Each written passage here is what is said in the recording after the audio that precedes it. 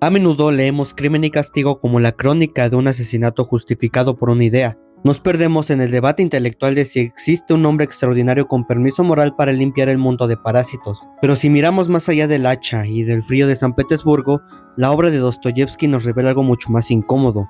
La historia de un hombre que no mata por una convicción, sino por una fractura. Rodion Raskolnikov no es un Napoleón en potencia, es simplemente la personificación de una psique desbordada por su propia fragilidad. Es el retrato de cómo el orgullo se convierte en la última línea de defensa contra la vergüenza. En su caso, la vergüenza de ser pobre, de ser una carga, de ser simplemente un piojo. En este análisis vamos a desmenuzar cómo la teoría del hombre extraordinario es un refugio desesperado para no aceptar que necesitamos del otro.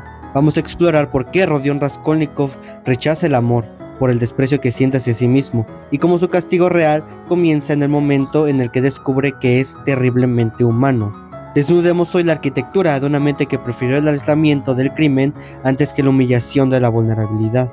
Hablemos de por qué, 160 años después, seguimos atrapados en la misma celda mental que Raskolnikov. Hoy, en Residual FX, la fractura interna en Crimen y Castigo. Dostoyevsky articula el descenso de Raskolnikov mediante una acumulación de microirritaciones. Antes de que el hacha descienda, el protagonista ya habita un patrón de evitación social que funciona como un mecanismo de preservación fallido. Las interacciones cotidianas o los ruidos de la calle operan como estímulos que su sistema nervioso, ya erosionando, no puede procesar. Este aislamiento progresivo desencadena una rumiación obsesiva. Al reducir su contraste con la realidad externa, Raskolnikov pierde los puntos de referencia necesarios para equilibrar sus juicios. Su actividad interna aumenta de forma hipertrófica, se encierra en una dialéctica solipsista donde sus pensamientos dejan de ser reflexiones para convertirse en verdades absolutas. En este vacío, la teoría del hombre extraordinario surge como una anomalía intelectual destinada para sostener una psique que ya se percibía como insignificante. La llegada de la carta de su madre tensiona un sistema que ya estaba al límite. El sacrificio de Dunia y la devoción de su madre lo sitúan en el centro de una deuda moral que Raskolnikov vive como humillación. Aceptar ese amor implicaría reconocer su propia vulnerabilidad y, sobre todo, su dependencia económica y emocional. Para Rodion, el amor del otro es un recordatorio de su incapacidad de sostenerse. Así pues, su orgullo es un mecanismo defensivo. Prefiere la soledad del monstruo antes que la vergüenza de la carga familiar. El experimento del crimen busca, en última instancia, resolver esta tensión. Necesita demostrarse que está por encima de las leyes humanas para no tener que responder ante la ley del afecto, que lo obliga a ser humilde. Así, el asesinato opera como un laboratorio donde Raskolnikov intenta verificar su propia naturaleza. La pregunta, ¿soy un Napoleón o un piojo?, delata una fractura interna profunda. El crimen nace de una necesidad de autopercepción, necesita el acto extremo para llenar el vacío de su propia fragilidad. Sin embargo, tras el acto, su identidad colapsa.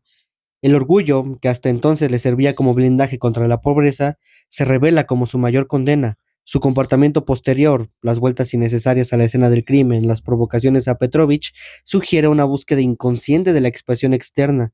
La culpa no aparece tras el asesinato, la culpa era el sustrato previo que el crimen simplemente hizo más visible ante sus ojos.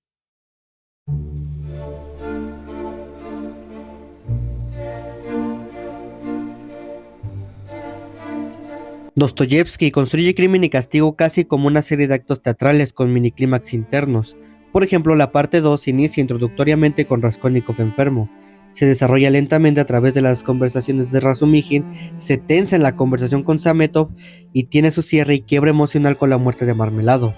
Esto es porque Dostoyevsky construye la novela como una acumulación psicológica. Sin embargo, en la cuarta parte de la novela, Dostoyevsky detiene la acumulación de tensión para presentarnos un choque de naturalezas. Mientras que otros personajes representan ciertas posturas, por ejemplo, Luzin representa la modernidad fría, para él el otro es un peldaño, su postura es la del beneficio propio disfrazado de progreso. Es el espejo de lo que Raskolnikov creía que quería ser, alguien que puede pisotear a otro sin que le tiemble el pulso. Svidrigailov representa el nihilismo absoluto. Él es el abismo de alguien que ha cruzado todas las líneas y ya no siente nada, ni siquiera culpa. Representa el destino final de la teoría de Rodion, un vacío donde ya no hay diferencia entre el bien y el mal, solo un aburrimiento mortal. Porfirio Petrovich sirve como una inteligencia dialéctica, es la personificación de la razón que observa. Sus conversaciones con Raskolnikov son duelos de esgrima mental. Porfirio busca la grieta en la lógica de Raskolnikov, sabe que el intelecto siempre termina traicionando al asesino. Sonia es más una respuesta, su postura es la de la aceptación total.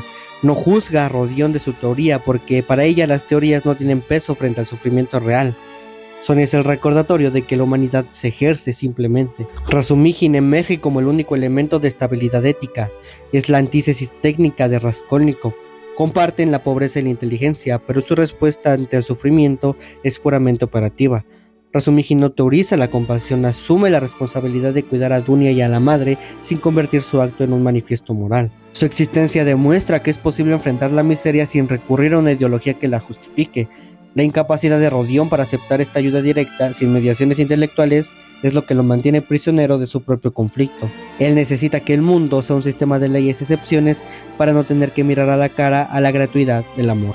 Así, el epílogo de la obra funciona como la demolición final del orgullo. El cambio se manifiesta no a través de una conversión religiosa abstracta, sino a través de un afecto primario, el miedo a perder a Sonia. Cuando ella enferma, Raskolnikov se ve forzado a salir de su monólogo interno para preocuparse por la existencia del otro ser humano. Es el inicio de la humanización. La lógica que lo llevó al crimen, esta idea de que solo merece amor si es extraordinario, se rompe frente al río. Raskolnikov empieza a transitar el camino de aceptar el amor sin sentirse degradado por ello. El desprecio que sentía por sí mismo, proyectado en su desprecio hacia la masa, comienza a ceder ante la posibilidad de una vida compartida. Esta transformación marca el cierre de su estructura defensiva. El hombre extraordinario muere para que, finalmente, el ser humano pueda nacer de entre los restos de su propia teoría.